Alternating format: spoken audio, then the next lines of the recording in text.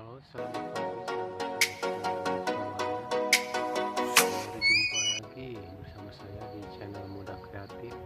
Kali ini saya akan memetik paya karena sahabatku, kalau tidak dipetik di sini lumayan banyak hama juga, banyak burung begitu kan. Kalau terlalu matang nanti tidak bisa terselamatkan.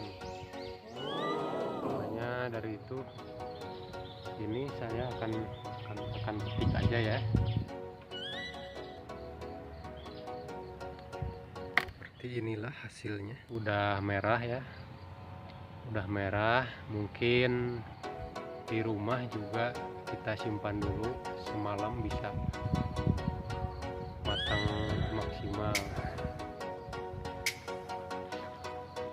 Mungkin hasil dari jerih payah saya dari mulai menyemai, menanam sampai menunggu berbuah, akhirnya kali ini saya bisa memanennya, memetik pepaya California ini untuk bisa dikonsumsi dan dinikmati sama keluarga. Nah,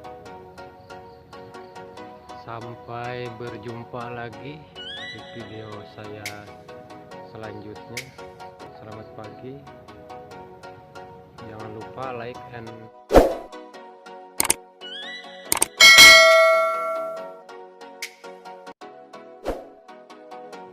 untuk mendapatkan video terbaru dari saya. Salam bahagia selalu, selamat pagi, assalamualaikum warahmatullahi wabarakatuh.